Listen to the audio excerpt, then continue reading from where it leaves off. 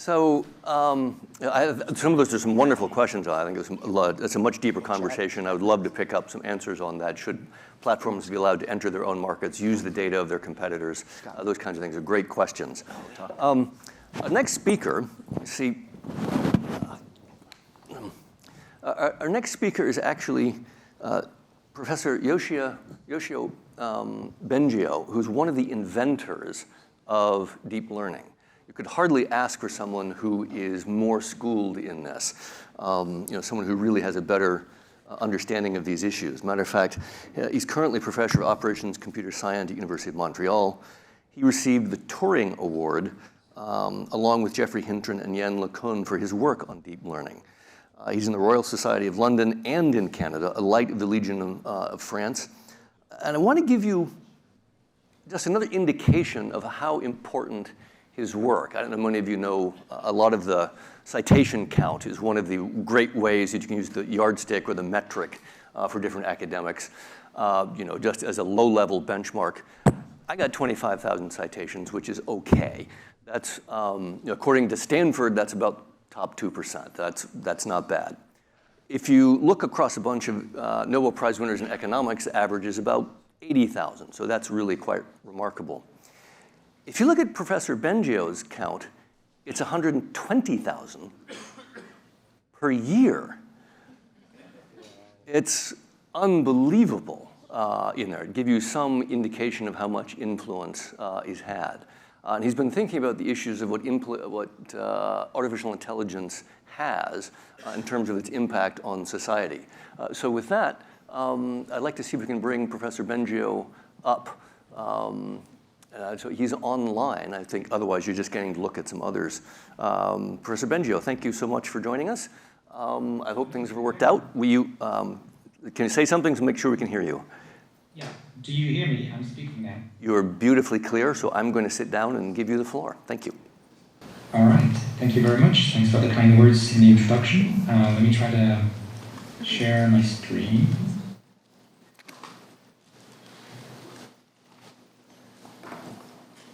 All right. You see my slides? Yes. Yes. I assume so. Right. As you said, I worked since the beginning of my grad studies on neural nets, and then that are so powerful that they might even become like a new species rather than a tool. So let me talk about all this. And yeah, so for this, I'm going to try to define a little bit of a few concepts, like the idea that an AI could be dangerous. So what would it mean for an AI to be dangerous? It doesn't even need to be smarter than us, but that's where the smarter it is, the more dangerous it could be. For example, it could be powerful enough to be dangerous as a tool by itself in the hands of bad actors, or people who have malicious intentions. Or it could be dangerous, and I'll talk more about that, if we lose control of it, that it gets to have its own goals somehow, and people have been thinking a lot about those possibilities and how it could happen. One important thing, one reason why I'm talking to you about this now is because I've radically shifted my predictive horizon of when we would be able to build such dangerous AIs, and in fact, when we would be able to build machines that are as smart as us. I used to think that it would be something like, a couple of decades to a century, and with some high probability. And now I think it might be just a few years, like 5 years, to a couple of decades. So the two intervals almost don't overlap, right? And I'm particularly concerned about the possibility it could be in just a few years, because I don't think that we are ready for that as a society. And that's why I'm speaking about these things a lot these days. So I'm going to try to explain my concerns. In the last decade, I've been involved in speaking out about some of the negative social impact of AI. Maybe the aspect that has been most talked about and that we focused on some of our work with the Montreal Declaration for the Responsible Development of AI is bias and discrimination. So these systems can, be heavily influenced by the kind of data that they're trained on, and then that can lead to, in their deployment, to discrimination that, of course, we want to avoid. But there are also like more structural problems that people, and I've been talking about, like power concentration. Very powerful tools, unless society does something about it, often leads to more concentration of power in the hands of a few people, a few companies, a few countries, and we've seen that. Also, there's a lot of discussion about the effect on society, for example, through the job market, but all other social perturbations, including polarization, through recommendation systems in social media and so on. And sometimes we don't expect those things to happen at the time when those technologies are put up. But today I'm going to talk about other concerns that have come to the fore and are mostly, where the big negative impact is something looking forward that might happen in the near future or the longer term future. So things having to do with destabilization of democracy, deep fakes, misinformation, large scale fraud, criminal activities that could be enhanced with AI. Then the use of AI itself as a weapon, for example, if you think about cyber attacks or designing new weapons using AI, like bioweapons, chemical weapons. And finally, like the worst possible scenario is, as I said, we build AI that are smarter than us, and they have a self-preservation instinct, which means they're essentially like a new species on Earth, and we lose control of them instead of them being tools for us to help us. Well, they do whatever they want, which might be good or might be bad. Our future isn't in our hands completely anymore. So in order to understand this, I like to break down how harm that may come from AI of various kinds may come about in terms of like 4 ingredients that somehow you need to have all of these ingredients, or they all play a major role in the probability of some very large-scale harm that may come out. So the first item is access. Like, who can access this technology? How many people? What kind of people? What kind of training do they have? What kind of ethics do they have? Who has the potential of misusing the technology, essentially, or either because of bad intentions or because of lack of understanding, or being misguided in that use?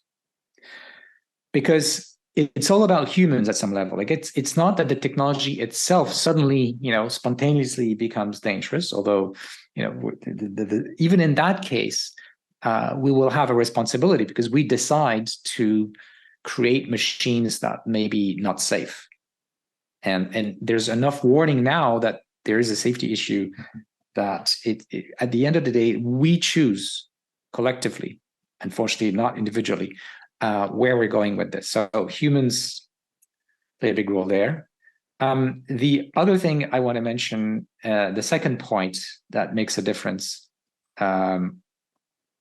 is, are these machines going to do the things that we want? And I'll explain more in the next slide what this is about. People in the field call it misspecification or misalignment, and this is actually difficult fundamental problem that happens in economics with contracts, but that is a big question mark in machine learning. The third point that makes an AI dangerous is how smart it is. Like, that's the pure raw cognitive power, which is where most of the investment in AI really lies today. Like, almost like the profit maximization objective means we're trying to make AI, better, as in not necessarily with better values, which is the second point. Are they going to act in a way that is aligned with our values, but making them smarter? In other words, given some goals, how good are they at reaching those goals? And from a mathematical perspective, it boils down to an optimization problem. And then, even if we had the three things, like lots of people potentially with bad intentions toy with machines that can do things that don't correspond to what society wants, and those machines are very smart, we would still not have any harm if those machines can't really influence the real world. So what's the agency power of these machines? What kind of actions can they take in the real world? And for example, even if it's not robots, like they are only like virtual, they could still bring a lot of harm through the internet. And I'll try to kind of give examples of that. For example, using humans or paying humans to do things for them in the real world. And those things themselves could be very dangerous. Okay, so that's like, I think, a good way to frame the different kinds of harms. Let me talk specifically about this alignment between what the machine is actually trying to achieve and what we actually want. And the fundamental problem is very hard to express what we really want in a way that's clear and can be concise enough that we have a chance to express it, say, in a program or in instructions we give to the machines. Or if you think of the problem of contracts between companies, it's very hard for the entity A that is looking for the work done by company B. It's very hard for A to write a contract that will include a specification of all the cases in which they want B to behave this way or that way. There's just too many possibilities. And so contracts are always incomplete. And in economics, this has given rise to a theory of contracts that there was a recent Nobel Prize in 2016 that contributed to that. It's a hard problem, and it's also been studied in AI under the name of the AI alignment problem. We see that in science fiction, like in 2001: Space Odyssey with the HAL 9000 computer. We see this in mythology with the three wishes from the genie that end up not being what you wanted. We see this in the story of the apprentice sorcerer, and so on. It's something that humans actually are familiar with. It's just the question is now, in the social contract or the contract between the humans and the machines, what can go wrong because of this problem? And part of the issue, a big part of the issue is, so long as the machines are not too powerful, even if they don't do quite what we want, it can't be, incredibly bad. But if they become smarter than us, and potentially much smarter than us, that becomes a real issue. Because then they could do a lot more damage. So yeah, that's the issue. The short-term concern that I and others have is how even the current AI technology could be, with a little bit of work, might turn into a very powerful tool for influencing elections. For example, instead of having human trolls, you could have a much, much bigger army of AI trolls. And now, because we have systems that understand language, can dialogue, and can pass for humans, that's already the case. That opens the door to these kinds of issues and also frauds that I mentioned. Even worse than that, we could imagine that these AI systems, the way they're designed and trained, could get better through experience at influencing us. So right now, they're trying to imitate humans, so they kind of also have some skills at influence. But if they specifically get tuned, like fine-tuned, as we call it, like we continue training so that they get really good at pushing our buttons in the right place to move us, politically or whatever, in terms of our buying patterns, this could become a real issue.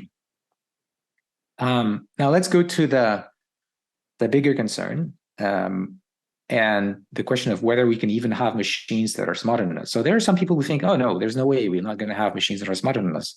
We are special. But that's not really a scientific viewpoint. And the consensus in neuroscience and AI is that our brains are machines. They're biological machines. They're complicated ones. We don't fully understand them, but we already understand enough that, and that has guided the development of deep learning and modern AI. There are still things that we don't quite get. For example, regarding reasoning and ability to evaluate uncertainty, to imagine the future. But there's a lot of people working on this, and I've been working on this for many years. And there's a real possibility that, as I said, with the time horizon, that these issues could be solved in just a few years. Or maybe not. Maybe it's going to take decades. But what is almost sure, and has been argued by my colleague Jeff Hinton in a recent talk, is that if we reach the stage where we have machines that have, this comparable cognitive skills as humans, they will also be automatically smarter than us because of the particular kind of hardware on which that intelligence is running, which is digital hardware. So what's the advantage of digital hardware? These machines can communicate with each other at huge speeds compared to humans. They're limited by, speech is just a few bits per second. They can do billions of times faster communication between them. And already that allows them to learn much faster, to digest much more data in the same amount of time. So, in a couple of months, ChatGPT can see huge amount of text from the internet, and that same amount of text for a human would take tens of thousands of lives spent only reading all day. So that gives you a sense of what it means faster learning, because you can parallelize that computation, that learning. And of course, these machines are also immortal, right? Because their state, their memory, if you want, everything they know can be copied. The software can be copied. They can copy themselves, like computer viruses. Whereas our body fails, our brain fails because of hardware reasons. We're cooked. Like, we can't copy our intelligence and the content of our brain somewhere else. Other issues is that it's much easier to get access to these kinds of things. It's computers, it's software, it's not that expensive, especially if you're just using a pre-trained model. So it's much easier than, say, accessing nuclear material. And then there's this issue of self-preservation. Ideally, and I think it's really important, we want to make sure, we want to have regulation that says these systems should only be tools. They shouldn't have a self-preservation instinct. But it's in the hands of humans. So humans might make mistakes in how they do that. They might actually want to build a machine that they're in their image. And then we end up with machines that are potentially smarter than us and want to preserve themselves. So that means if I try to turn it off, it doesn't want that, and it's going to try to prevent me from doing it. So the conflict starts right there. And yeah, what happens if there's a new species on Earth that's smarter than us? We are the dominant species. We think we are in control, but that could change, and we lose control of our future. What that means is completely, it's impossible to really predict. But experience is, in the past, we haven't been very good with other species. So there's almost 1,000 species already in the last few hundred years that we've driven to extinction. There are many arguments that, there are lots of debates about, how dangerous AI could become and whether it could lead to extinction or really catastrophic outcomes. And some people think we shouldn't worry. Some people think we should. I've written a blog post that you can find on my webpage very easily if you type my name, where I go through all the arguments I've heard, one way or the other way, trying to see, whether I should be concerned or not be concerned. And pretty much all of the arguments I found from people who are telling me you shouldn't be concerned. I find arguments that that argument doesn't hold. Like we should be concerned, or at least we should be sufficiently concerned that we try to fix the problem. We try to come up with regulation that's going to reduce the risks, and that means action now, because it could happen in just a few years, or maybe not. But if it's the case, I think we need to really deal with that. So to summarize. Might I interject? Yes. Because you've had an amazing set of, these are all the ways to actually challenge our assumptions. I really appreciate that. Would you have a few recommendations? What should we do to actually deal with it? What would you have us? What would you have us do? Let's see. Okay, so. Let me try to summarize what I think we should do. Well, we first need to recognize that there are risks that we don't understand, and that these risks could be major. Otherwise, nothing's going to happen. And that's awareness, that's what I'm trying to do right now with you guys. Second, we need to massively invest to better understand those risks and design regulation, protocols, governance, technical and political solutions that will reduce the probabilities of mishaps. And that needs to be done not just within a country like the US, but also globally, because if there is a very dangerous AI arising in Mexico, we're not far, and the internet is basically has no borders, so it needs to be international, which is going to be difficult. But I think that even the countries with which we are, in conflict, like China and Russia, their governments probably don't want to see those catastrophes either. If humanity loses, we all lose. And so I think once people and governments understand the stakes, just like after the Second World War, everybody agreed that we should sit around the table and find a way to minimize the danger of nuclear Armageddon. I think countries, if they're not completely stupid, will understand that we need to act. And how to do that? Think about nuclear non-proliferation treaties. It's not easy because we have our national security agendas and our paranoia and fear of the other, but I think we'll need to do that.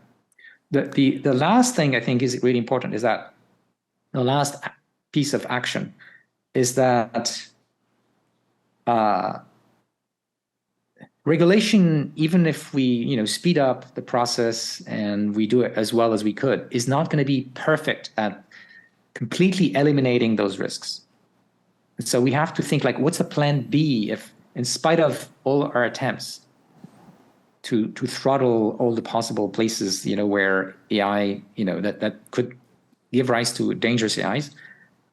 Well, the plan B that right now I see as the only option is to design very safe AI systems that are going to help us, that are going to protect us against potential rogue AIs. Because if they're smarter than us, we won't be able to defend. So we need at least as smart AIs on our side, and we need to be able to do that safely so we don't lose control of them. And that implies all kinds of things. So that's roughly what I'm suggesting as next steps. And I could stop here because I think I have said the most important things. That's wonderful. So your points are really remarkably well taken. I appreciate the synthesis that you have provided, as well as your thinking on what we might be able to do about it. If you have time, I'd invite you to stick around for the next panel, which was supposed to be a short while ago, but we'd love to have further thoughts on some of the other issues. If not, I certainly want to thank you for your thoughts on this. I hope we can get your slides because you've got some remarkable thinking on it. Sure. We'd love to be able to share that with the community, and so hopefully we can actually do something with that. So with that, let me start and certainly thank Professor Bengio for quite remarkable and insightful comments.